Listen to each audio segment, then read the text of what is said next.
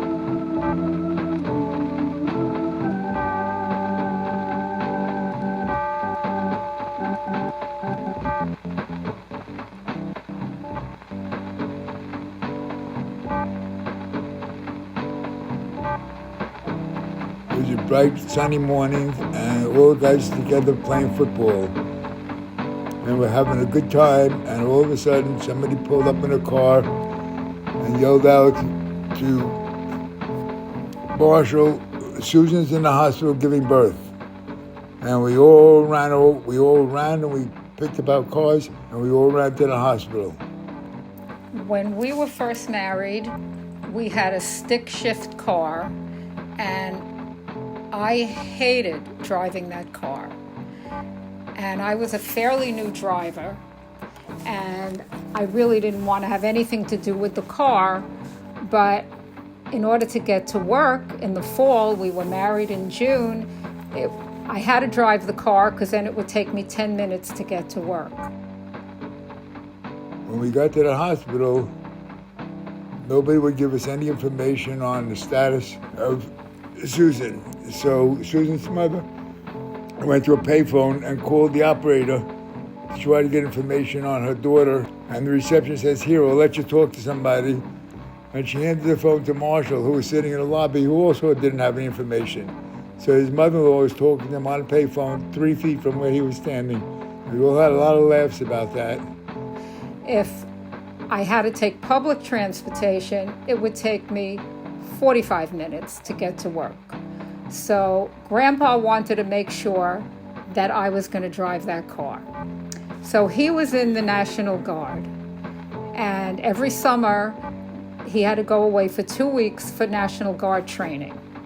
So when he went away, the car was parked in front of our apartment building. And Grandpa said to me, "If I come home and that car is in the same place, you're not getting that car to drive to work every day." So I was determined. And when she finally gave birth, everybody was so relieved. Everybody was so happy, except for Susan. Because Susan told the doctor, "It's a boy, put it back. It's not supposed to be a boy, it's supposed to be a girl." And she was very disappointed, which is a shame because I can't imagine how I would be disappointed no matter what the sex was of my child when I have one.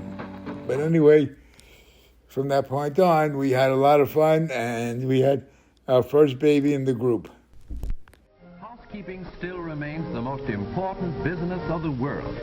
It engages the hearts and minds of more people and calls for higher qualities than any other occupation. Each woman faces it single-handed. She must know how to cook, know food. She must know how to set her table attractively. She must know how to make her home comfortable and inviting. She must know the worth of labor-saving devices and how best to conserve her time and energy.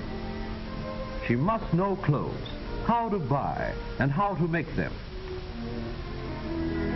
She must face death to bring children into the world.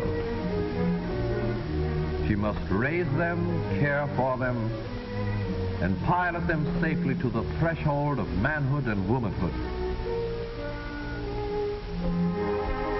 To her husband, she must be a companion, a sweetheart, a wife, and a mother. She must stir his ambition, pull him through failure, and keep success from hurting him.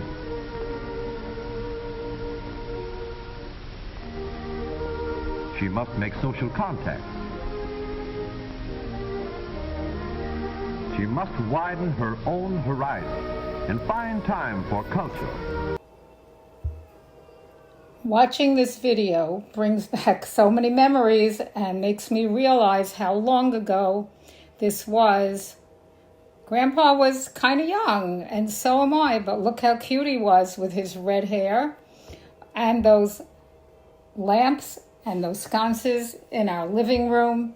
That was the height of interior decorating fashion at the time. Mommy was teaching, and Grandma was teaching, your mother.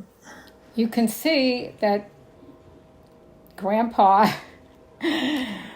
was trying to dance, but he was just being silly. I guess he was trying to see if I could hold the camera steady. We had a very good time in Florida because we were there for 9 months, and Grandpa's company, Xerox, moved us down and moved us back, and they packed and unpacked for us and made me feel like a very rich and important person, which I wasn't, but it did make me feel that way. And I was working at night. I was working during the day and going to school at night. I had National Guard meetings once a week. So I didn't see Grandma from Monday morning to Sunday night. To Friday night. Because she was getting up in the morning and leaving before I got home, and she was sleeping when I got home at night. So it was really tough for 2 years. But other than that, the memories of moving and children that were younger was fabulous.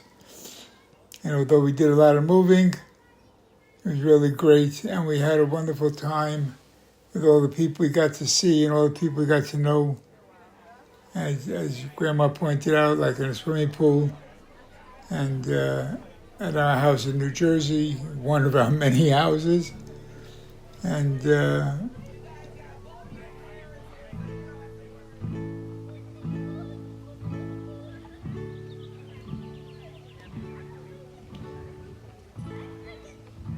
across the morning sky, all the birds are leaving.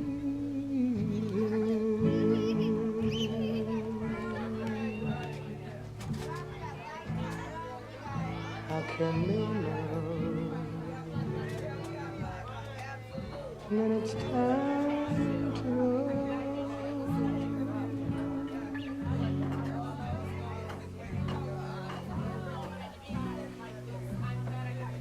Before the winter fire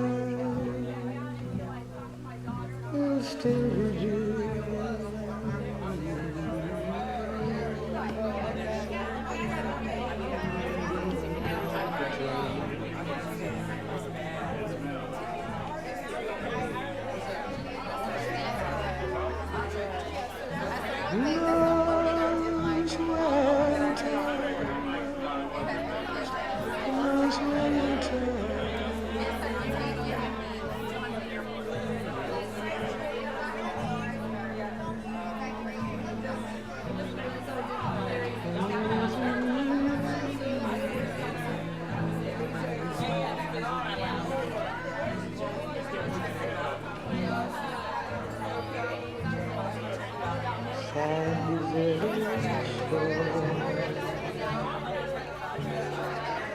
Your fickle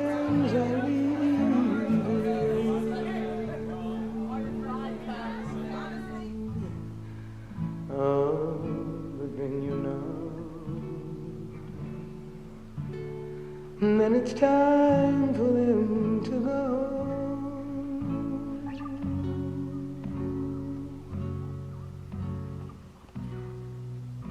But I will still be here. I have no thought of leaving.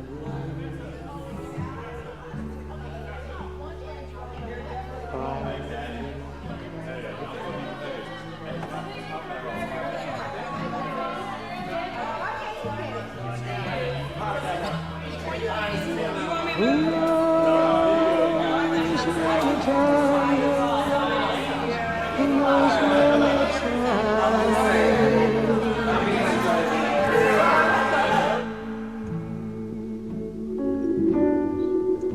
I can't believe how great Grandma looked at that time also. And Stephanie's a baby, and Carrie's a baby, and Stephanie the first birthday, and my grandma, your great grandma, and everybody was having so much fun, and everything was so wonderful at that time.